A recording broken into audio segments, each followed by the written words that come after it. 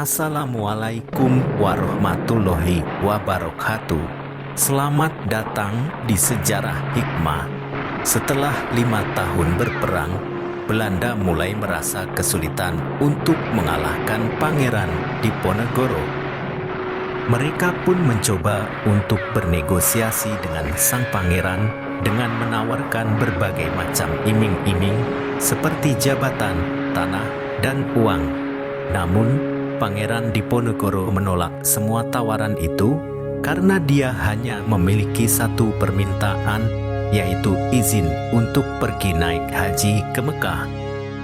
Pangeran Diponegoro adalah seorang Muslim yang taat, yang sangat mendambakan untuk menunaikan rukun Islam yang kelima.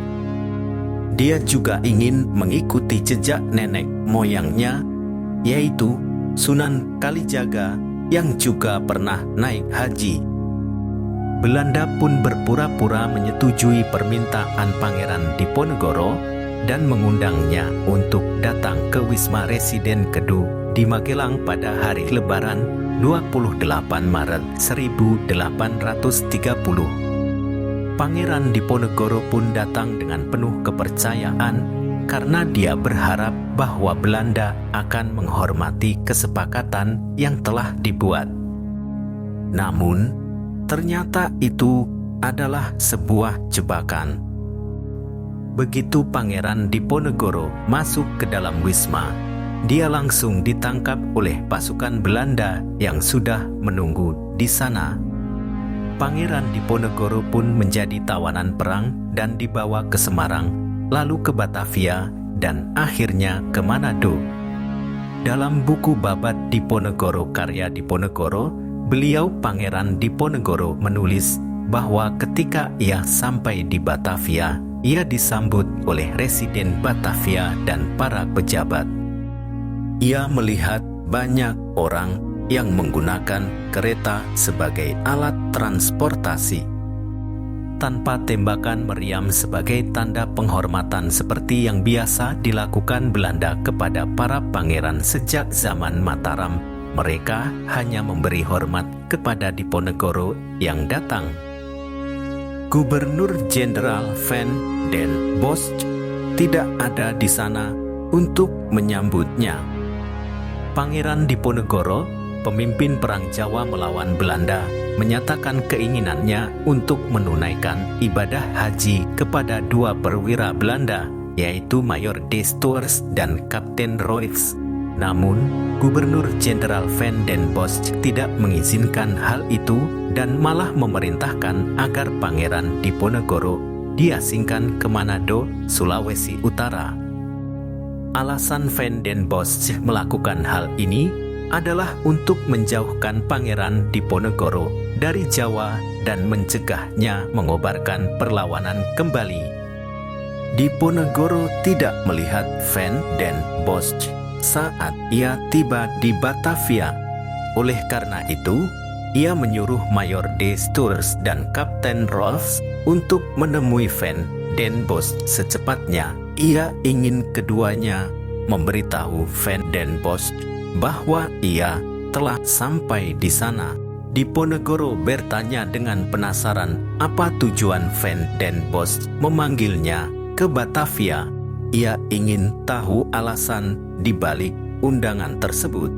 Setelah bertemu dengan Van den Bosch, de Stoers dan Rolfs mengunjungi Diponegoro di pagi hari. De Stoers mengutip ucapan Van den Bosch untuk Diponegoro, "Hei Mayor, kita pernah akrab, mari kita rukun lagi. Cukuplah, damailah saja," katanya. De Stoers dan Rolfs datang tanpa Van den Bosch, membuat Diponegoro penasaran dengan keberadaan Gubernur Jenderal tersebut. Diponegoro diberitahu oleh de Stoers bahwa Van den Bosch telah kembali ke Bogor usai makan siang. Setelah mengundangnya ke Batavia, Van den Bosch justru meninggalkan kota itu ketika Diponegoro sampai. Diponegoro merasa aneh dan mencari tahu di mana Van den Bosch berada saat dia datang ke Batavia sehari sebelumnya. Destours mengatakan bahwa Van den Bosch sedang di Batavia kemarin. Ia tidak dapat lama-lama di sisi Diponegoro karena ia mendapat undangan dari De Kock. Diponegoro bertanya kenapa Rolf tidak pergi bersama Destours.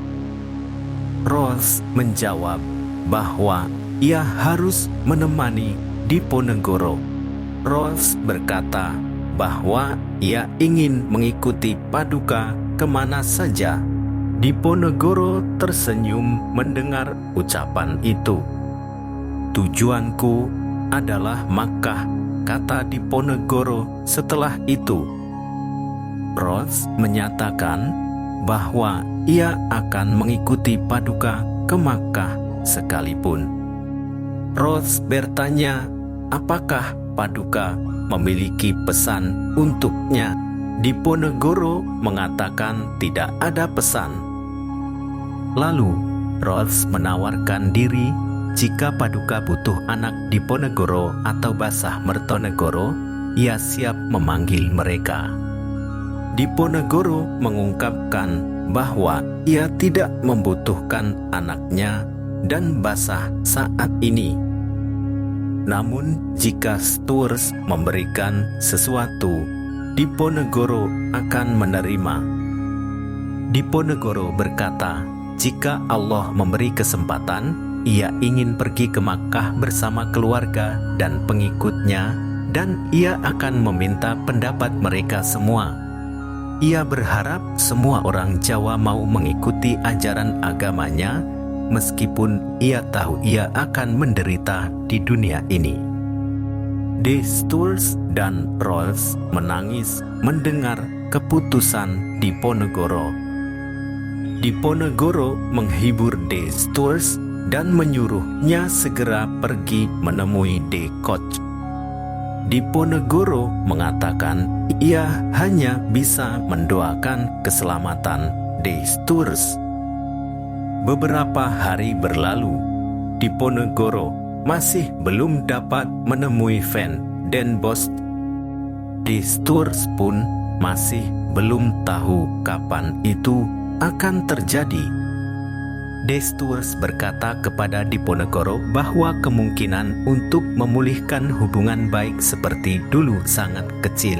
Diponegoro kemudian menyuruh Kapten Rolf untuk bertemu dengan Van den Bosch di Bogor. Diponegoro memberikan pesan yang harus disampaikan kepada Gubernur Jenderal, meminta disediakan perahu dan uang 200.000 basmat atau ringgit Spanyol untuk pergi ke Makkah bersama orang-orang Jawa. Diponegoro menulis bahwa jenderal tidak mengucapkan sepatah kata pun setelah mendengar laporan dari Kapten Rolf. Kemudian Van den Bosch menyuruh Rolf pulang dan menyampaikan bahwa ia akan datang sendiri keesokan harinya. Namun Van den Bosch tidak kunjung datang selama 3 hari. Ternyata ia sakit dan tidak dapat pergi ke Batavia. Van den Bosch mengundang Kapten Rolf ke Bogor. Ia berkata kepada Rolf bahwa ia belum dapat menyetujui permintaan Diponegoro untuk berhaji. Ia harus menunggu jawaban dari Belanda tentang izin untuk Pangeran Jawa yang akan pergi ke Makkah. Perjalanan ke Makkah membutuhkan waktu 7 bulan di laut. Pulang pergi berarti 14 bulan. Van den Bosch kemudian menceritakan tentang keadaan Manado. Ternyata ia ingin mengirim Diponegoro ke Manado. Lalu Rolf menginformasikan pesan Van den Bosch ini kepada Diponegoro. Di Manado, Pangeran Diponegoro diasingkan selama 26 tahun hingga akhir hayatnya. Dia tidak pernah bisa mewujudkan cita-citanya untuk naik haji ke Mekah. karena Belanda tidak pernah mengabulkan permintaannya. Dia juga tidak pernah bisa kembali ke tanah airnya dan melihat hasil dari perjuangannya. Dia hanya bisa menghabiskan waktunya dengan menulis buku-buku seperti Babat Diponegoro yang menceritakan tentang sejarah perangnya melawan Belanda. Dia juga tetap menjaga hubungan dengan keluarga dan sahabatnya melalui surat-surat yang menyampaikan pesan-pesan moral dan spiritual. Pangeran Diponegoro meninggal pada 8 Januari 1855 di usia 69 tahun. Namun, semangat dan jasanya tidak pernah mati. Dia diakui sebagai salah satu pahlawan nasional Indonesia yang telah menginspirasi generasi-generasi selanjutnya untuk melanjutkan perjuangan melawan penjajah. Dia juga dihormati sebagai salah satu tokoh Islam yang telah menunjukkan keteladanan dalam beribadah dan berjihad. Dia juga dianggap sebagai salah satu budayawan yang telah melestarikan warisan sejarah dan sastra Indonesia. Dari kisah Pangeran Diponegoro, kita dapat mengambil beberapa hikmah sejarah. Antara lain, kita harus memiliki semangat patriotisme dan nasionalisme yang tinggi, yang membuat kita rela berkorban untuk mempertahankan kedaulatan dan kemerdekaan bangsa kita dari segala bentuk penjajahan dan penindasan. Kita harus memiliki keimanan dan ketakwaan yang kuat, yang membuat kita selalu berpegang teguh pada ajaran agama kita dan menjalankan ibadah dan jihad dengan ikhlas dan sabar. Kita harus memiliki rasa cinta dan hormat terhadap leluhur dan budaya kita, yang membuat kita menghargai dan melestarikan warisan sejarah dan sastra kita sebagai sumber inspirasi dan identitas kita. Itulah kisah Pangeran Diponegoro, pahlawan nasional Indonesia yang telah berjuang melawan penjajah Belanda dengan semangat patriotisme, keimanan, dan cinta budaya. Semoga kisah ini dapat memberikan kita pelajaran dan motivasi untuk terus menghargai dan mempertahankan nilai-nilai luhur bangsa kita. Jangan lupa untuk like, share, dan subscribe channel ini, dan tinggalkan komentar Anda di bawah. Sampai jumpa di video selanjutnya. Terima kasih. Wassalamualaikum warahmatullahi wabarakatuh.